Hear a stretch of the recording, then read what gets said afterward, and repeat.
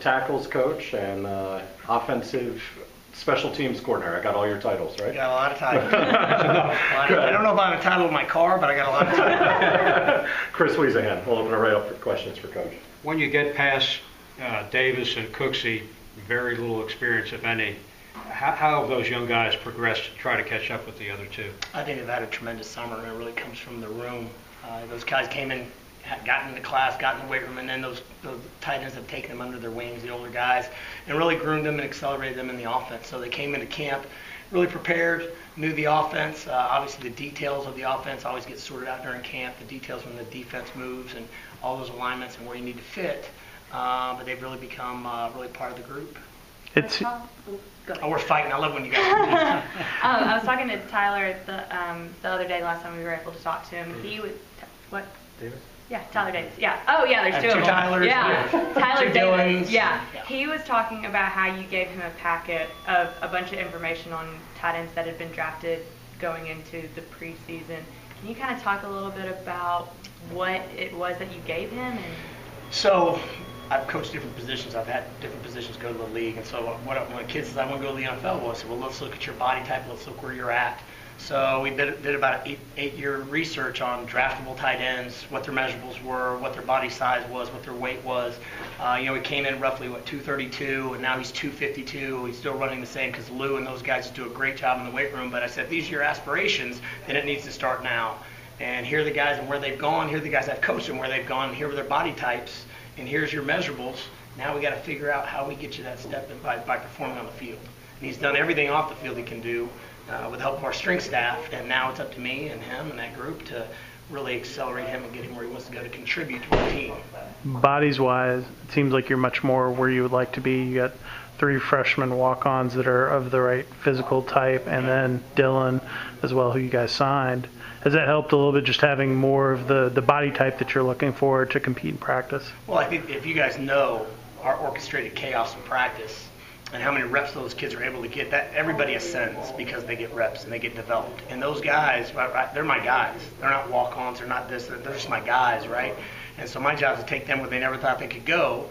And if you look at Miller, if you look at Wilhelm, and you look at those Tukes, and you look at those kids, and you don't notice that those guys are quote-unquote whatever you call them, because I don't call them that, right? They are just my players, and they're accelerating. And it's really helped everybody through the strain and stress of our practices because, as I said, it's a bunch of moving parts at a rapid pace, but the benefit is what? Those kids get reps and they're playing football. What has been the hardest thing for them to grasp or to catch up with? Oh, I think it probably comes down to the multitude of our defense. I mean, our defense is very dynamic, multiple personnel groups, multiple fits, multiple coverages, and just how you block that particular insert when a different guy's up, or maybe how the rotation of the safeties, how do I adjust that route? For the younger guys, it's been acclimatization. But again, our defense is so dynamic that when you build on those issues now, the season becomes really easy. Tyler Davis, what does he do well, and where do you want to see him get better?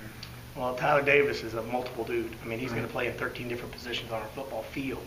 You know what I mean? So he's able to do all those things. I mean, he can stretch you vertically. He'll be on the line. He can run. You can run the ball behind him. He can insert. He can line up at the number 1 receiver and go down the field. I mean, there's just there's not many things. I can't think of a thing off the top of my head that I said growth-wise he's limited by. In terms of Dylan Devaney, what does he need to do to be an above-the-line guy for you and to be counted on this year? Just toughness. And he's really come along. He was a guy that was a basketball player, 1-year high school player, went to the Hun school, and really a fine basketball player with great body control, body balance, has great rhythm in his run. And now he's putting his face on people, and he's never shied away from it. So his ability to grow is exponential. Great size, huh? Great size and great body balance. When you watch him run, he really runs light for a guy that's 260 and 6'5", right? He really runs light, and it's impressive. It seems like Cooksey's a guy that you can use in terms of run support, and also can catch the ball in some situations pretty well. Do you feel like he has a role? Just the toughness, the grit, the willingness in the room to lead. Always has people in the right place and cares. I mean, he just cares about it. He's a great teammate. He's a great teammate. I was talking to him too, and he was talking about how when y'all came in, it kind of changed his perspective about football, and that you kind of talk about caring more about what he does and leading and everything. How have you kind of seen him embrace that a little deeper? Well, I think it's relationship based, and I think it's engagement. And I think when you involve yourself coach to player to player in each other's lives, you have a relationship. When you develop a relationship with someone, there's a care factor. And when that just grows and touches the next guy, next guy, next guy, and everybody has a purpose together, you want to be a part of it. But you want to be engaged, and you want to know someone cares, and you want to know that that coach is going to get after my tail, but he loves me, right? I can go to that coach's house. Hey, that coach's wife's right over there, and I know her, and I have a real conversation with her outside of football. And I think globally, our staff does a really good job, and I think globally, our wives do a great job of it, and I think that enhances our culture. In terms of kicking, kind of what are you seeing from Wesley and Brenton? They are great teammates. It is a fierce competition. I mean, iron sharpens iron, and the great thing about those two is they really get along, and it's just amazing to watch them interact. A guy hits a good kick, the other guy's there cheering him on, but it's a fierce competition, and that thing is going to continue to play out. It's going to be exciting. Are you guys okay maybe not having the guy be the kicker and having it go into the season a little bit? I think as a program, we're just above the line, simply put. I just think as a program, we're just going to go with above the line. So I'm curious, like, to that end, to kind of follow what Kelly's saying, if both guys are above the line, you'd expect both of them to play in a game? Is that? Well, you're gonna see 6 safeties playing the game. You're gonna see 60 tackles playing the game. You could see as many as 5 to 6 tight ends playing a game, depending if we're home or away and what the travel roster will allow us. But if you're above the line, you're gonna play. With Wesley, he has such a different kind of personality. He's very calm and very he's a boxer, right? Yeah. Okay. So, it's just interesting that, he's a fierce competitor now. Yeah. He flips the switch. He's got a linebacker mentality. The kid's a tough kid. He's got a lot of grit.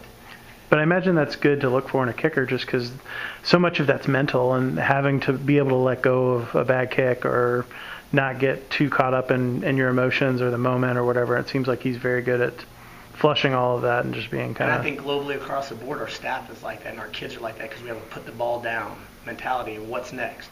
That play doesn't matter.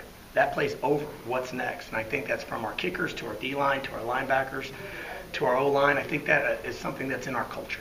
Have you seen an improvement in leg strength and that kind of thing from your...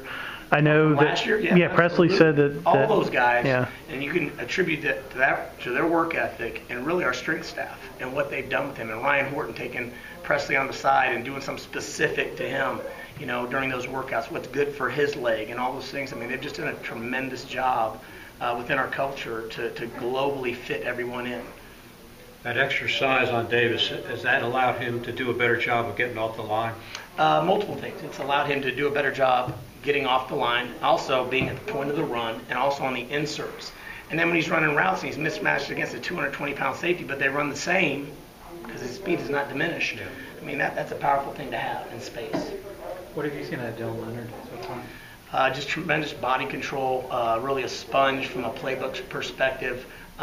Very astute in watching the guys ahead of him, getting the mental reps, and it's allowed him to accelerate rapidly. And just a tremendous catch radius, and he's a really fierce competitor. I mean, he doesn't shy away from anything, and that's what you want.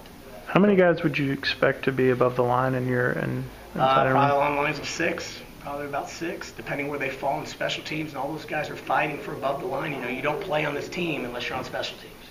And so those guys have been working their way in and getting reps with the 1s and the 2s and the 3s. A lot of those 3s have become 2s in the tight end room. Anything else for Coach? You've been a few places, and I'm curious just... Have you seen the stickers on my furniture? What, in your time here, have you noticed stands out to you as far as culture and staff and all those things of what I think it's magical with these kids. I mean, you guys just saw us. We just had a water display, right? We were just out there on slip and slides and all that. Now we had something focused here, and they knew they were focused. They were locked in. They weren't cognizant. They were locked in, ready to continue what we were doing. And we flipped the switch, and just how they interact, how much fun they have, really how they enjoy each other.